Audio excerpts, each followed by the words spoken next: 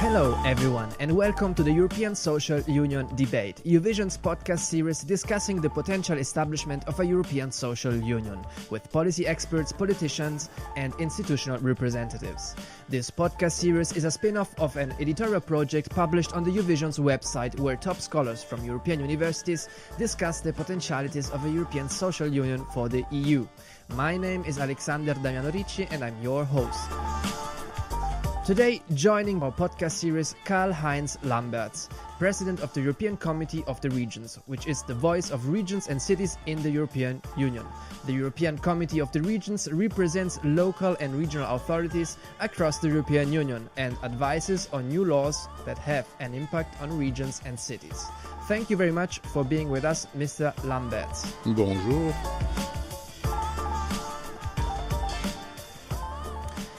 Mr. Lambertz, your vision calls for the establishment of a fully fledged European Social Union in the EU, which could and should play a role similar to the role of the European Economic and Monetary Union, if you want.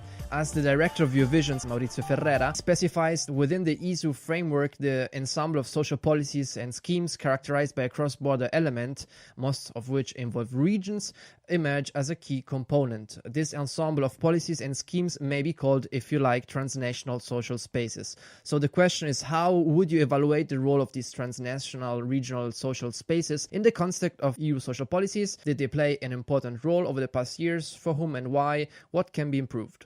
Pour moi, cet espace social The est development fondamental of such a social space is fundamental to the future of the d'ailleurs EU. Yet, une as de it ses is now, it faiblesses represents one depuis of sa its création. weaknesses. Since its creation, the European Union has always experienced a significant imbalance between the economic dimension embodied by the single market on the one hand and the social dimension on the other hand.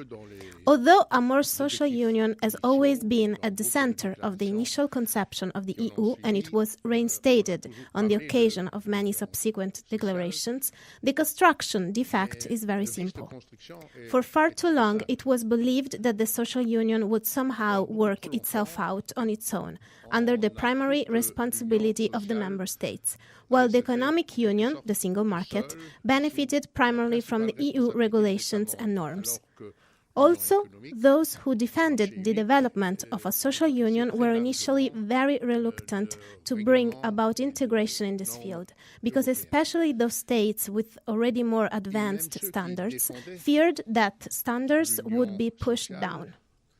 There is an error of reasoning here, because if hard regulation focuses only on the single market pillar, the social dimension will be pushed into a marginal situation.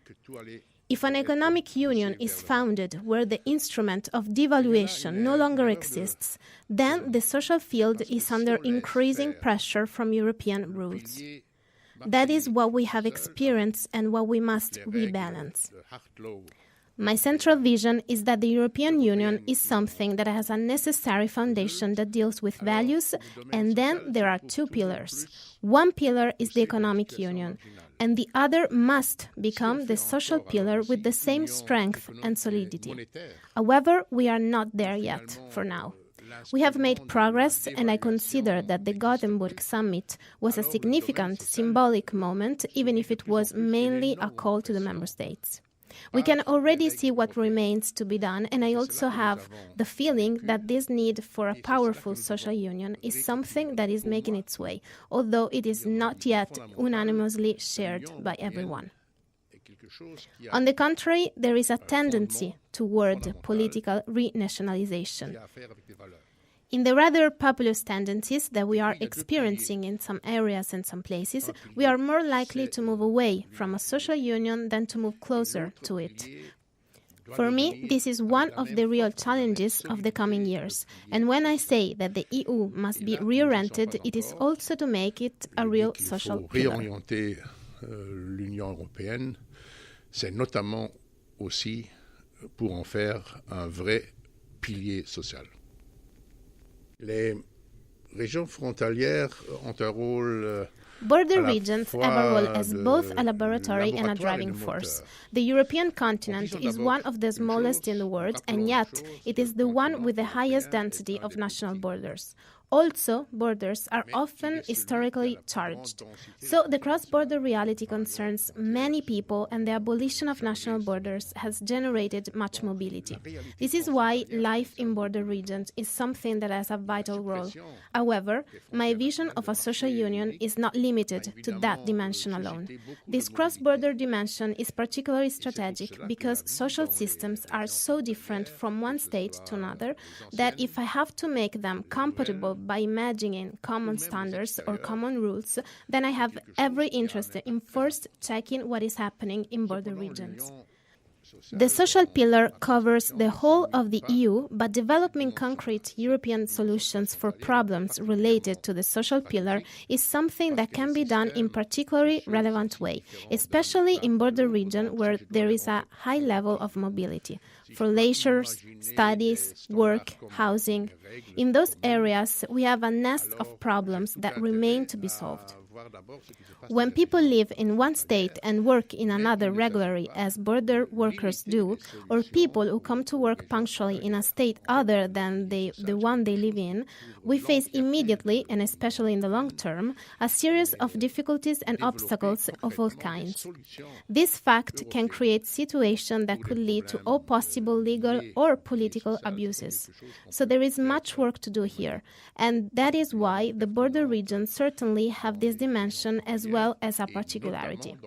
When you live on one side of the border and work on the other, it has many repercussions on your income, on your tax system, on the social security you can benefit from when you are active, and which sometimes changes completely when you become inactive. Even family allowances are very difficult to manage in this kind of situation. I am familiar with this kind of situation because I come from a border region with a high level of mobility, the German-speaking region of Belgium. This region has many German citizens living there, inhabitants working in Luxembourg or Germany and in everyday life, and it can lead to very complicated situations because people always see the immediate benefits but not always the possible risks they run afterwards. People also have a natural tendency to want to combine all the advantages and avoid all the disadvantages. That is very human. But here the politics must be something different. We need balances, and it can sometimes be very complicated. Let's take the example of a long-term care insurance, which is a subject that arises differently in Germany, the Netherlands, Belgium, Luxembourg. When you are mobile, it can have many consequences on your situation, especially as an older adult when you will need the most this kind of help. I would say it is impossible to harmonize because there are too many historical differences. However, we need to have common standards and rules to avoid a bigger problem, such as compatibility standards. In the past, we have imagined innovative solutions with the help of a program like EDELEC. It worked so well that the competent authorities finally stopped the experiment because there was a particular form of abuse. We can have extremely contradictory situations across Europe, and for policymakers, it can be a really headache. However, the more robust the European economic and social pillar is, the more this thing will be simplified. I appreciated the approach of the European Commission a few years ago when it made the list of all the obstacles that still existed in border regions. The more the Union intervenes, the more people will say, but it's contrary to the principle of subsidiarity. We will discuss cross-border health services to see what can be done in the perspective of a new conception of subsidiarity called active subsidiarity. That is still a project, but I am pleased that we dare to launch a pilot of this project. 20 regions were planned initially, but in the end, there are 37 of them. It will be a real progress if we can come up with a generalized solution for the whole of Europe in the future. Généralisé au niveau de l'Europe tout entière, et ça serait un vrai progrès. Former EU Commissioner and a contributor to the ESU debate on New Visions, Laszlo Andor, wrote that in the context of the establishment of the European Social Union, the development of a European social economy will play a pivotal role. He writes, cooperation and learning between social enterprises across countries could be strengthened, also with support from the EU funds. A lot will also depend, he writes, on what use national and regional authorities make of their structural funds allocations and whether they develop financial instruments that can support startup and development of social enterprises. The question again for you is, what have been the most important problems linked to the use of structural funds over the past years from a regional perspective? Les fonds structurels, la politique de cohésion en général, mais la politique de cohésion sociale en particulier. The cohesion policy in general, but social cohesion policy in particular, is a policy that the Committee of the Region strongly supports against criticisms that are sometimes wholly inadequate in our opinion. Why? Because it is one of the only policies that, in its design and implementations, allows real cooperation on one level. I would say on an equal footing between the European, national, regional and local levels. This is extremely important for the social dimension, and many very interesting things have been done in the past. It is always worth the effort to look at all the projects that have been carried out under the Social or European Fund and also under the other structural funds. The real challenge for social policy is to anchor it in the field. We must not forget that social issues take place first in the cities and then in the more rural landscapes, and we must always fully integrate this dimension and always look at how things are going on the ground. We must start from the real problems on the ground and integrate them into a European policy that then provides the real added value to speed up these achievements. The conflict or difficulty of properly combining a national European approach and a regional approach is a permanent challenge, and we are very convinced that we really must move forward towards regional anchoring. Moreover, the territorial dimension is fundamental to all EU policies.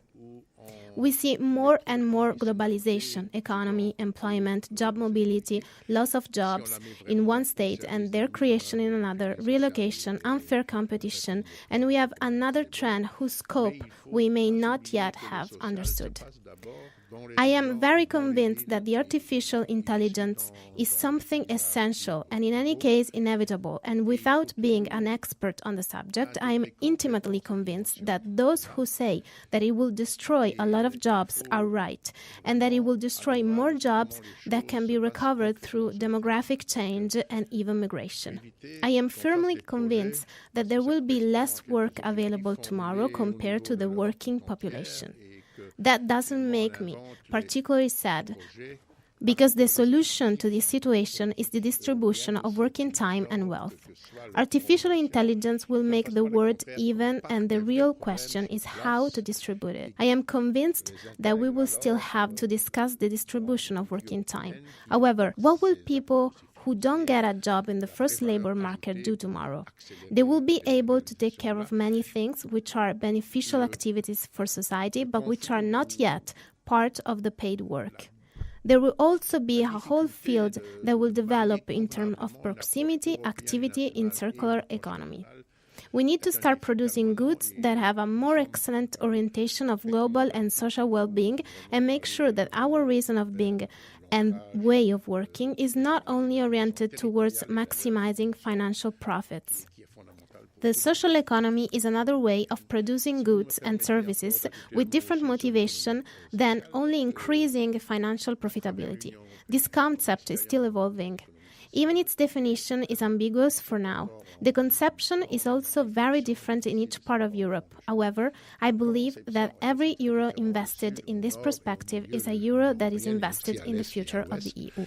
Mais là, je crois que chaque euro investi dans cette perspective est un euro vraiment investi dans l'avenir de l'Union. A scholar who participated in the European Social Union debate on your visions, Trudy Knein, in its contribution, she suggested to develop a social union, we should use a bottom-up approach, which should be based on 5 elements. One of these 5 elements concerns a regional investment strategy. And she writes, regional investment strategies, why do we need them? Because it is obvious that some member states struggle to compete with the most advanced and productive member states. They face not only enormous debts because of the rigid monetary crisis, criteria set by the most prosperous member states, but consequently also a depressed population, forced migration, and consequently care and brain drains. The highly skilled professionals, young women, and educated young people from these countries move westward, leaving the rest of the population behind to cope with poor services and demographic losses.